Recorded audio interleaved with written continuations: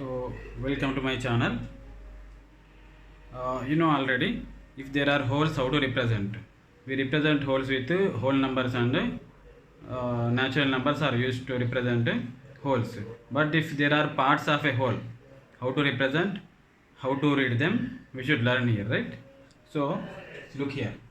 So, this comes under chapter fractions. So, if one whole is made into two parts, each part, so you have to remember, must remember here that each this is entirely one full, this is one full, this is one full, this is one full. So if one full is made into two equal parts, each part should be called as one half. And here one whole is made into three equal parts. When one whole is made into three equal parts, each part should be called as one third. And when one whole is made into four equal parts, each equal part should be called as a one fourth. And if one whole is made into five equal parts, each part should be called as 1/5. So we should not read this as 1/4, 1/4, 1/5, 1/3, 1/2. If you read like that, so it won't make sense actually. So if you read them like 1/5, it will become very very easy. For example, if you think, so if you read them as 1/5, 2/5, 3/5 like that, you will get automatically one idea of calculations of additions and fractions will become very very easy to you, right? This is what, so 1/5. So what is the denominator then? If you observe clearly, right? If you observe clearly, so here 5 parts are made in one whole, so denominator is 5. Here in one whole 4 parts are made, so denominator is 4 here. In this one whole is made into 3 equal parts. I generally don't use the word equally, so every time you have to consider that it is equal parts. Here each whole is made into 3 equal parts. So each denominator is 3 here. Here one whole is made into 2 equal parts. Isn't it? One whole is made into 2 equal parts. So here this is what each part is half and the denominator is 2. So by this you should get clarity how to represent a fraction. So the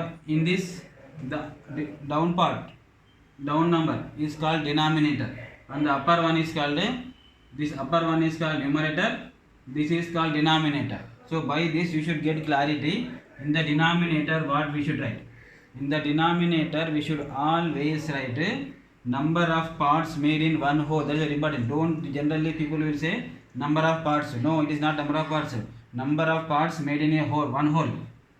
It is number of parts in a whole, in a whole, isn't it? And the numerator is the number of parts taken. Number of parts taken are considered, you can consider anything, isn't it? You can, number of parts taken. So this is what a representation of fraction. Now, out of this, if two fractions are if one biscuit, very long biscuit, is made into 5 equal parts, if two are given to you, how to read that? You have to read that as 2/5 and we write it as 2/5, but we should not read it as 2/5, we should read it as what? 2/5 only. So when you read it as 2/5, additions, subtractions will become very clear to you. If you read 2/5, what is fifth? Fifth is what is fifth?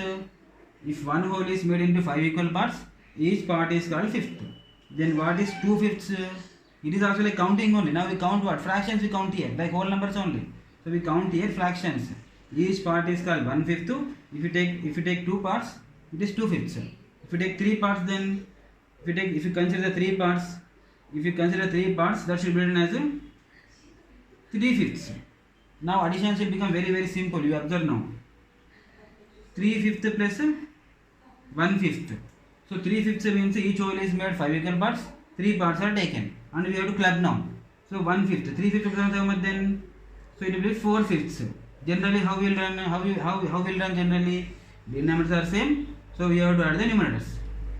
If you read like that, it won't be easy for you to add a subtract. You can't understand 3/5, 1/5. What is 3/5? 1/5? If you read it like 3/5, 1/5, it will make you sense, right?